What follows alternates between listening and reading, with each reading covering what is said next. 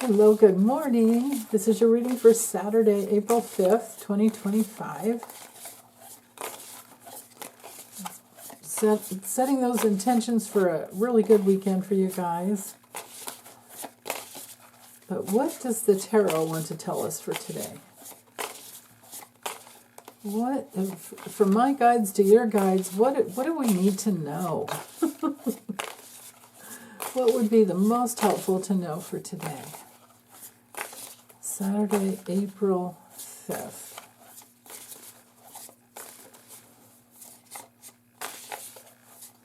Right there. We're almost, Mercury is almost ready to station, well, it's getting ready to station direct on the 7th, but it won't be out of the retro shade until April 26th. But, ooh, these cards look pretty good. So, the Seven of Pentacles for the theme for the day, and this is perfect for a Saturday because we're making plans. It's about evaluating all the work that we've done. Maybe we've worked too hard this last week and we're starting to think of, trying to work smarter and different ways to invest our energy. But for the most part, the Seven of Pentacles can bring in profit and rewards based on how much we've invested or invested the right way, or just through trial and error, right? Like maybe he's trying to figure out how much energy and light to put into this one area here. Maybe these other areas haven't really paid off, or maybe it just has to wait and grow. That's a thing. Sometimes you just have to, you keep on keeping on, and that is what this card is all about, is perseverance. And you never know when it's going to finally bloom, whatever it is. So the only way we can get, have some challenging experiences with this card, or have some challenging experiences, is to just be frustrated with whatever you've been doing because you're not getting what you want right away. And so you really have to tune into that long-term vision, or maybe you didn't really have a long-term vision, and maybe you realize that you don't want to do it anymore, whatever it is. And this could just be in one little area of your life, and in other areas everything's great, but maybe you figure out, like, I don't really want that, whatever it is, and then you decide, I'm not going to do it anymore. So that would definitely bode well with the King of Wands, because he's all about your leadership. He's the entrepreneur. It's a really good card for envisioning, being creative, honoring your creativity, and knowing that you can, if you're coming from that power. That's why we've got the lion in this artwork, and I love the salamander on this T-shirt. If you're coming from the power, your inner power, that just continues to renew and regenerate.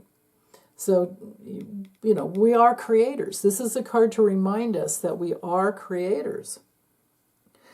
And with the Three of Cups, we have friends, we have loved ones, we have kindred spirits, we have people that we can and will celebrate with. It's just perfect, actually. Okay, so let's look at the astrology. And what I did for today that's a little bit different is I set the aspects to just the exact ones. But if I were to put it back to the standard, wow, you would be blown away, because every single one of these planets over here, planets in the North Node, is trining Mars. You can see that. And the moon, so we had like the double whammy. And then same thing with the squares. So it was too much and too overwhelming. So I wanted to simplify it so that we get the information just for today. To focus on the most is the fact that Venus is conjunct Saturn exactly, within minutes. And then they're both both trine down to Mars.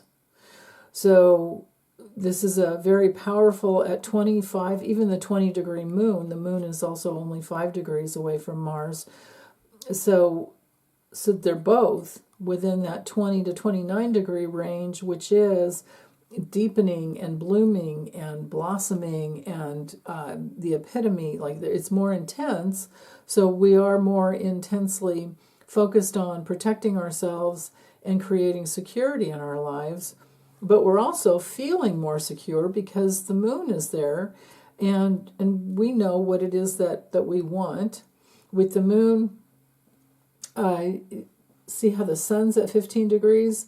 So the moon, the square from the moon to the sun is waning, but because it's hooking up with Mars, Mars is so strong, you probably won't feel that it's really a waning energy with the square to the sun. So the sun over here with being in Aries, there's the spotlight on our independence and trusting our instincts to move forward. We're here in a body, we exist, and we really need to take good care of ourselves. So with that, that waning square, but hooking up with Mars, we still have that feeling very strongly that we want to move forward, that we need our independence, that we need to be more assertive, instigate or initiate our, be more daring and initiate our positive self assertion. And we have Saturn over here that's like not taking it anymore, and we're not going to victimize ourselves. We're going to move forward in a way that makes it strongly, and we're really, really deeply trusting our psychic processes because of the double, well, actually all of these planets over here in Pisces and the North Node are trining Mars. So this is phenomenal. Now, with the moon is, so we still have the sextile from, this sextile is here too. It's just not as tight, so that's why it dropped off when I changed the aspects to the tight orb. But you can see Mars with this sextile over to Uranus, and then the two sextiles up to Venus and, Venus and Saturn, actually. Yeah, Mercury's making its way too. And Mercury's going to go back to, let's see, when it goes back, is it going to, let's see, it's going to go from Pisces, I think it's 24? Yeah.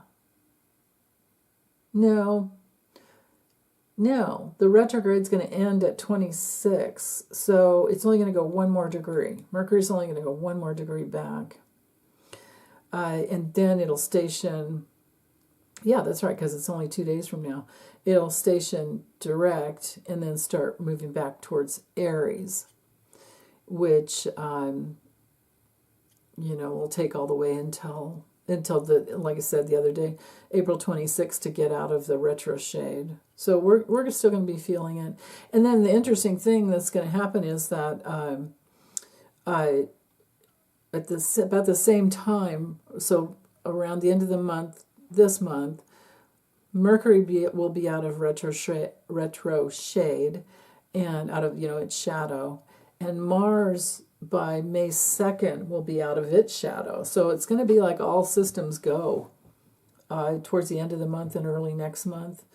And so if you're needing to take your time to make decisions, and you're working your way through things, that's okay, especially when it's Mercury retrograde. But then again, too, I never tend to not do things that I need to do during Mercury retrograde. I'm just more careful about, like we all should be. If we're going to sign a contract, you want to make sure you read all the fine print. And if you're listening to somebody saying something, you might misunderstand them, or they may misunderstand you. Mercury retrograde is that's part of it. And so we get used to asking more questions, and then we learn more that way too. So I don't tend to really worry about Mercury retrogrades. Now, let's see. With the square from, well, we can see we have the exact square from Mars to Eris, but it's been there and it's been tightening up. And now it's starting to move away because Mars is at 25. So Mars in Cancer has gathered and grown courage from its sojourn with the square to Eris. And the square brought in the opportunity to make decisions based on your own independence and bringing through your gifts of knowing, with Chiron there too, knowing, and the sun is headed in that direction, and it's going to be every single day. The sun moves 1 degree, and within a week it's going to be exactly conjunct Chiron, and so it's already there. We're already feeling it. And what we're dealing with there is that the spotlight is on, the awareness is coming in, and there's a lot of light coming into all of your gifts. Chiron can be the teacher who brings through the deeper gifts. And for a lot of you who were born in the 70s, you'll have Chiron in Aries at some degree. Early to late 70s, you'll have this. Well, actually, I'd have to look that up to see exactly like what's the cutoff degree there. But anyway, Chiron in Aries is indicative of the deeper wounding about needing to come first and not really trusting your instincts, but just kind of forging ahead like blindly, and that's okay because you're pretty, with. Maybe you're needing to be more daring. Maybe you're needing to assert yourself more. But then it's also, we have to, whenever we have deeper wounding in one sign, well, actually in any of the signs, I always like to go to the polar opposite, which is Libra. And you're balancing out, right? So the polarity between Aries and Libra's over here. The glyph is right here. What we're doing with the polarity is it's our self and it's our individuality in Aries, but then it's within relationship with Libra, right? So you're learning sometimes through, well, we all learn through the mirror of relationship. Relationships are mirrors. That's a fact.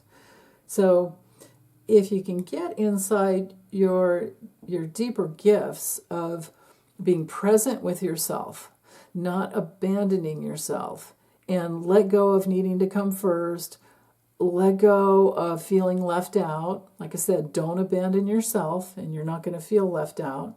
If you do, or if somebody does reject you, it's not going to hurt, because you have yourself. When you have yourself, things don't hurt as bad in relationship.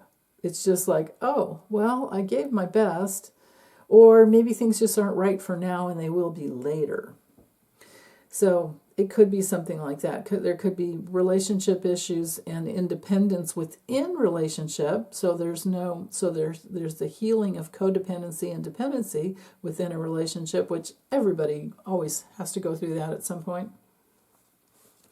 So, and we can do it in the, within the beauty and the growth of relationship. That's what it's all about.